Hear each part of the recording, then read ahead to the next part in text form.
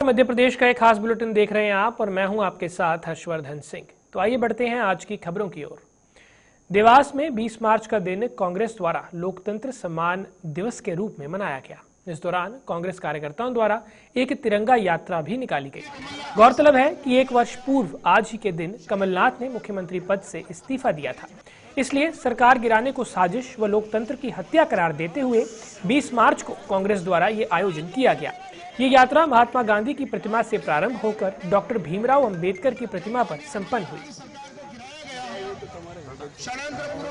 लोकतंत्र के हत्यारों ने लोकतंत्र की हत्या पिछली 20 मार्च को 2020 को की। लोकतंत्र का सम्मान हमें रखने की सौगंध है। हमारे संविधान के माध्यम से हमारे कांग्रेस के खून अंबेडकर साहब ने संविधान की रचना की।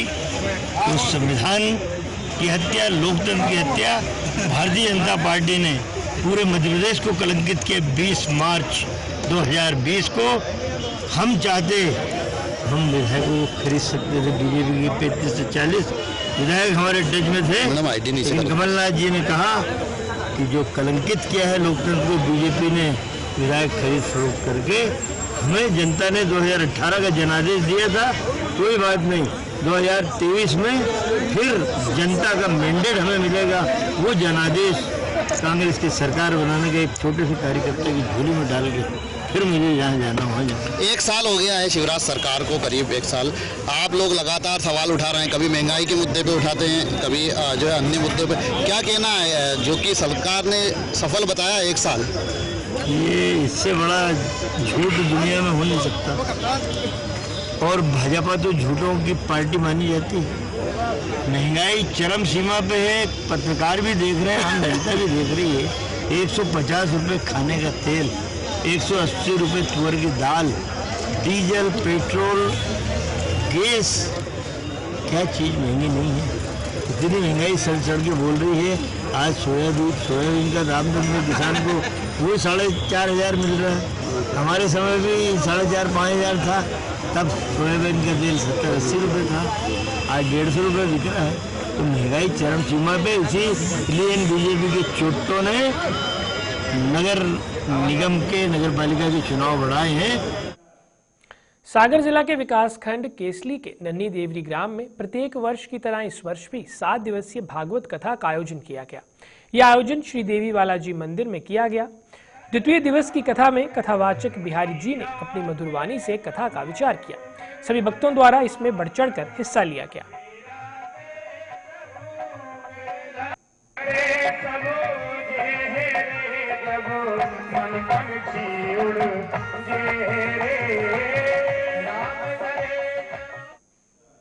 भारतीय स्वाभिमान एवं नारी शक्ति की प्रतीक प्रथम स्वतंत्रता संग्राम की क्रांति में शहीद हुई वीरांगना रानी अम्बतीबाई का बलिदान दिवस देश के कई स्थानों में मनाया गया। मंडला के लालीपुर चौक में भी वीरांगना जी को श्रद्धा सुमन अर्पित किए गए। समारोह में उनके त्याग, शौर्य व साहस को याद करते हुए अतिथियों द्वारा उन्हें नमन किया गया।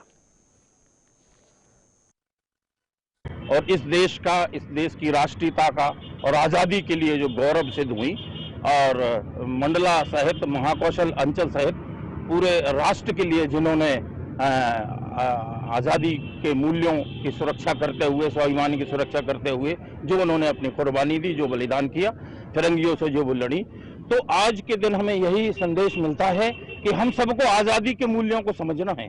शहीदों की शहादत का पूरा सम्मान करते हुए देशभक्त बनना है, अच्छे नागरिक बनना है और राष्ट्र के विकास में अपनी भूमिका का निर्वाह करना है। और साथ ही उनके जो मूल्य थे, जिस तरह से वो स्वाभिमानी थी, शौर्यवान थी, जो उनमें देश प्रेम का भाव था और जो कुछ उन्होंने अपने इलाके के लिए, समाज के लिए और अपनी रियासत सहित पूरे देश के लिए किया, वो बेशकीमती है। अगली आने वाली पीढ़ी तक वो मूल्य पहुंचाए भी जाने चाहिए, जिससे कि आगे आने वाली पीढ़ी के चरित्र का निर्माण हो सके, उनमें राष्ट्रीयता, देशभक्ति की भावनाएं आ सकें। इसका निर्माण किया है तो ऐसे प्रणम्य व्यक्तित्व, ऐसे वंदनीय व्यक्तित्व, ऐसे अभिनंदनीय व्यक्तित्व सौभाग्य से मिलते हैं इस धरा को। और हम तो बहुत सौभाग्य का अनुभव कर रहे हैं कि 1857 की जो प्रथम क्रांति थी, प्रथम स्वतंत्रता संग्राम था, उसमें रामगढ़ की महारानी ने शहादत दी और छोटी रियासत होते हुए भी इतनी बड़ी ब्रिटानिया हुकूमत से वो लड़ी पूरे साहस के साथ, पूरे सम्मान के साथ में, और अंत में उन्होंने आत्मोत्सर्ग किया। तो आत्मोत्सर्ग उनके शौर्य और उनके बलिदान और उनके साहस और पराक्रम की वो पराकाष्ठा। पवई विधायक प्रहलाद लोधी कल शनिवार को पवई नगर स्थित छात्रावास टीकाकरण केंद्र पहुंचे, जहां उन्होंने कोविड-19 का टीका लगवाया। उनके साथ भाजपा कार्यकर्ता भी मौजूद थे। विधायक को block medical officer ML Chaudhary एवं डॉक्टर ओम हरि शर्मा की निगरानी में वैक्सीन दी गई। उन्हें कुछ समय के लिए पवई चिकित्सालय में भी रखा गया। विधायक ने मीडिया के माध्यम से कोरोना से बचाव के लिए संदेश भी दिया, और क्या कुछ कहना था उनका, आइए देखते हैं। इसमें लोग गुमराह करते थे कि इससे नुकसान होगा, इससे कुछ नहीं है। फिर भी वैक्सीन लगा के भी सतर्कता की बहुत जरूरत है। दूरी बनाए रखें, मास्क पहने, सैनिटाइजर का उपयोग करें। सबसे ज्यादा है कि किसी से दूरी बनाने की जरूरत है, हाथ मत मिलाएं, क्योंकि ये बीमारी छुआछूत जैसी है। तो जब बहुत पहले फिर से चालू हो गया मार्च के महीने में, तो सतर्क जरूर है और गाइडलाइन का पालन करें, मास्क लगा के रहें, सैनिटाइजर लगाएं, लोगों से सामने मिलें और भीड़ भाड़ जगह से सब लोग बचें, तभी हम कोरोना से जंग जीत पाएंगे। मैं सभी विधानसभा के लोगों से जिले में मध्य प्रदेश के सागर में कांग्रेस ने 20 मार्च 2021 को लोकतंत्र सम्मान दिवस मनाया। कांग्रेस के प्रदेश महामंत्री एवं प्रवक्ता रवि सक्सेना ने पत्रकार वार्ता में कहा कि भाजपा ने कांग्रेस की सरकार को सौदेबाजी कर गिराया था, जिसके चलते मध्य प्रदेश कांग्रेस कमेटी द्वारा लोकतंत्र सम्मान दिवस मनाया गया। कांग्रेस के प्रदेश महामंत्री रवि सक्सेना का कहना था कि यदि कमलनाथ चाहते तो वो भी खरीद फरोख्त कर सरकार चला सकते थे, लेकिन कांग्रेस गांधीवादी विचारधारा पर चलती है और ये सब नहीं करती। इस अवसर पर कांग्रेस के संभागीय प्रवक्ता डॉक्टर संदीप सबलोक, अध्यक्ष श्रीमती रेखा चौधरी, ग्रामीण अध्यक्ष स्वदेश जैन सहित कांग्रेस के पदाधिकारी भी मौजूद थे। प्रदेश के अंदर कांग्रेस पार्टी लोकतंत्र सम्मान दिवस मना रही है और इस सिलसिले में आज मैं सागर आया हूं और हम लोगों को जागरूक कर रहे हैं, लोगों को बता रहे हैं कि भारतीय जनता पार्टी ने लोकतंत्र की हत्या कर एक सरकार का गठन धन बल से किया है, और अगर इस तरह की चीजें होती रहीं तो जनतंत्र का, जनता के मत का और लोकतंत्र का कोई मतलब नहीं रह जाएगा। कांग्रेस पार्टी ने इस विचारधारा का विरोध किया। हमने इस सरकार को बचाने की इसलिए कोशिश नहीं की क्योंकि हम और हमारे प्रदेश अध्यक्ष माननीय कमलनाथ जी सौदेबाजी की राजनीति नहीं करना चाहते थे। हम पूरे प्रदेश में जाएंगे, लोगों को जागरूक करेंगे और बताएंगे कि भारतीय जनता पार्टी ने धन बल से ये सरकार बनाई है, अनीतिपूर्वक ये सरकार बनाई है, षड्यंत्र के साथ ये सरकार बनाई है, जबकि जनता ने मताधिकार कांग्रेस पार्टी को दिया था, कांग्रेस पार्टी की सरकार बनाने के लिए दिया था। 5 साल हमको सरकार चलाने के लिए उन्होंने अधिकार दिया था, जिसका कि उन्होंने हनन। छिंदवाड़ा में कोरोना संक्रमण और न बढ़े, इसलिए प्रशासन ने लोगों को बहुत आवश्यक होने पर ही घर से बाहर निकलने का आग्रह किया है। कोरोना वायरस की बेकाबू दूसरी लहर ने प्रशासन की चिंताएं बढ़ा दी हैं।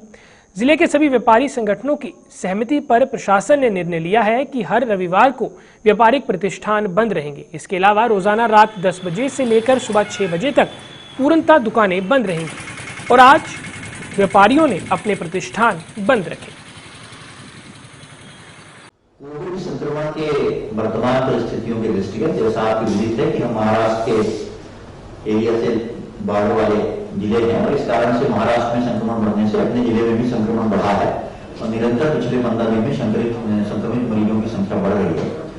इसके कारण कुछ एहतियात बरतने के लिए संक्रमण कम करने के उद्देश्य से विभिन्न उपाय किए जा रहे हैं, जिसमें कलेक्टर महोदय द्वारा 1144 के तहत प्रतिबंधात्मक आदेश भी जारी किया गया है और रात को 10 बजे से प्रातः 6 बजे तक सभी व्यापारिक प्रतिष्ठान बंद रहने के आदेश हुए हैं और कल से ये शुरू भी हो गया है। इसी प्रकार 21 मार्च से 21 मार्च तक नागपुर से पब्लिक ट्रांसपोर्टों का आवागमन प्रतिबंधित किया गया है। 18 तारीख को प्रशासन, जिला प्रशासन और पुलिस के साथ छिंदवाड़ा के सभी व्यापारिक प्रतिष्ठानों की एक बैठक आयोजित की गई थी पुलिस कंट्रोल रूम में। इसी प्रकार अन्य क्षेत्रों में भी सभी एसडीएम ने अपने स्तर पर व्यापारिक संगठनों के साथ बैठक की। संतराम की हत्या के बाद हिंदू संगठनों द्वारा ज्ञापन सौंपा गया। वन विभाग की जमीन से अवैध कब्जे को हटाना और भूमाफियों पर कार्रवाई करने सहित प्रशासन से दोषियों को फांसी दिलाने की भी मांग की गई, जिसके चलते वन विभाग के अमले द्वारा राजस्व विभाग एवं संयुक्त पुलिस द्वारा बड़ी कार्रवाई की गई, जिसमें लगभग 40 मकान और 200 बीघा जमीन वन विभाग की मुक्त करवाई गई। प्रशासन द्वारा अभी भी अतिक्रमण हटाने का प्रयास जारी है।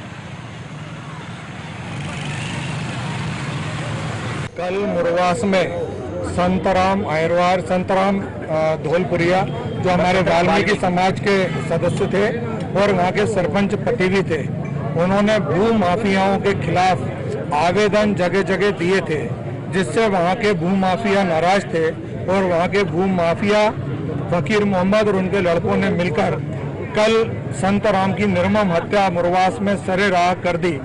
उसी से दुखी और विचलित होकर, क्रोधित होकर हिंदू समाज ने आज ये ज्ञापन दिया है कि पुलिस और प्रशासन को, वन विकास निगम को, वन विभाग को मिलकर ऐसे भू माफियाओं के खिलाफ सख्त से सख्त कार्रवाई करना चाहिए और संतराम वाल्मीकि समेत पूरे समाज को न्याय प्रदान करना चाहिए। सर, एक व्यक्ति को अपनी जान गंवाना पड़ी इन शिकायतों को पूरी करवाने के लिए, मतलब जांच करवाने के लिए, और प्रशासन जब जागा तब जब उसकी जान चली गई। तो इसमें प्रशासन को आप कितना उत्तरदायी मानते हैं और क्यों ना इनके खिलाफ गैर इरादतन हत्या का मामला दर्ज किया जाना चाहिए क्या? बिल्कुल, निश्चित रूप से। आज मैं भारतीय जनता पार्टी का सदस्य हूं और इसलिए सत्ताधारी पार्टी के होने के नाते भी प्रशासन या पुलिस और खास तौर से वन विकास निगम के उन्हें। विदिशा की तहसील त्योंदा में पटेल समाज की बैठक आयोजित की गई। कमिश्नर के निर्देश पर इस बैठक में एसडीएम गंजादा सौबा, तहसीलदार त्योंदा दिलीप जरिया सहित कई पटेल समाज के कार्यकर्ता मौजूद रहे। इस संबंध में तहसीलदार दिलीप जरिया का कहना था कि वे गांव-गांव जाकर बैठक आयोजित करेंगे और समिति बनाएंगे ताकि पटेल समाज का वर्चस्व दिखा सकें और ग्राम पटेलों को मजबूत किया जा सके, ताकि ग्राम का शासन मजबूत हो और राजस्व कार्य सजगता से किए जा सके।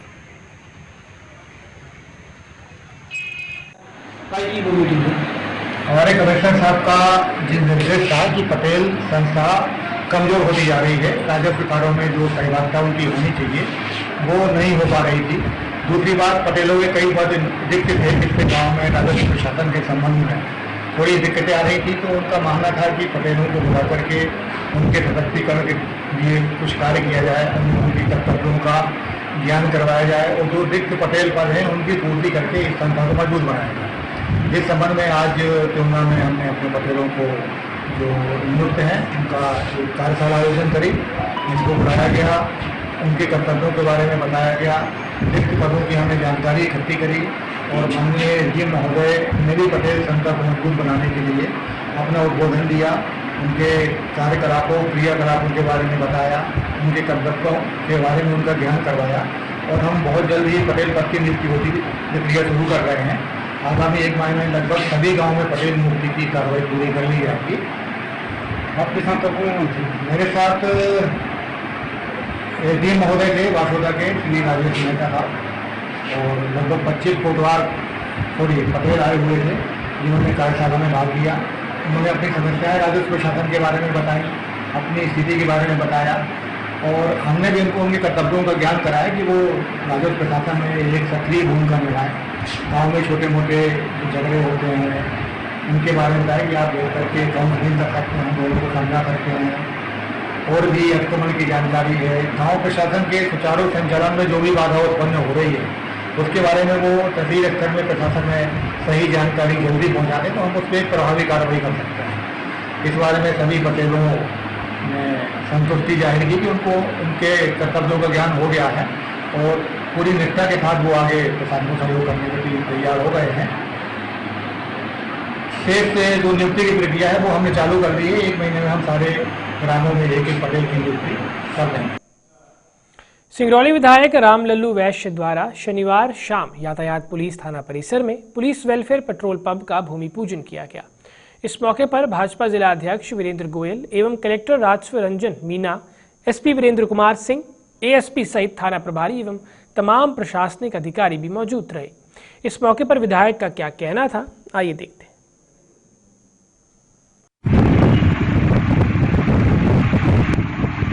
को थाना बगल में देखेंगे पुलिस को वेलफेयर सोसाइटी के माध्यम से रिकॉर्ड लगाने का भी फैसला छोटे सिंगरौली बढ़ते हुए। सिंगरौली जिले में कांग्रेस पार्टी द्वारा तिरंगा यात्रा निकाली गई। वहीं मध्य प्रदेश सरकार का विरोध प्रदर्शन भी किया गया। सिंगरौली जिले में आज के इस कार्यक्रम के प्रभारी ज्ञान सिंह, कांग्रेस पार्टी के शहर अध्यक्ष अरविंद सिंह चंदेल, कांग्रेस सेवा दल के जिला प्रमुख रुपेश चंद्र पांडे के नेतृत्व में भारतीय जनता पार्टी के खिलाफ जमकर नारेबाजी की गई और ये तिरंगा यात्रा लगभग 4 किलोमीटर लंबी बताई जा रही है।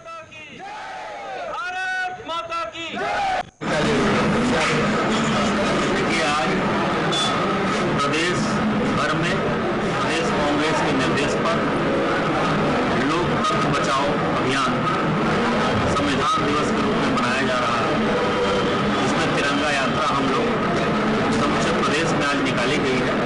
इसी के कार्यक्रम में 11 बजे से बाबा भीमराव अम्बेडकर संविधान निर्माता के चरणों में समर्पित कर संविधान का वाचन किया गया और वहाँ से 4 किलोमीटर की यात्रा निकालकर कार्यालय तक पहुंची। अब कार्यालय में आने के बाद प्रदेश के हमारे यशस्वी अध्यक्ष आदरणीय श्री कमलनाथ जी का वीडियो संदेश वाचन हम लोगों ने सुना। टीकमगढ़ जिले के जतारा बाईपास रोड पर एक गाड़ी के पलटने से एक महिला की मौत और 15 से 20 लोग घायल हो गए, जिन्हें उपचार के लिए जतारा सामुदायिक स्वास्थ्य केंद्र भर्ती कराया गया, जहां उनको प्राथमिक उपचार कर जिला चिकित्सालय रेफर कर दिया गया। वहीं बताया जा रहा है कि सभी आदिवासी समाज के लोग थे। वहीं स्वास्थ्य केंद्र पहुंचे एसडीएम संजय सोनवणे ने घायलों का हालचाल।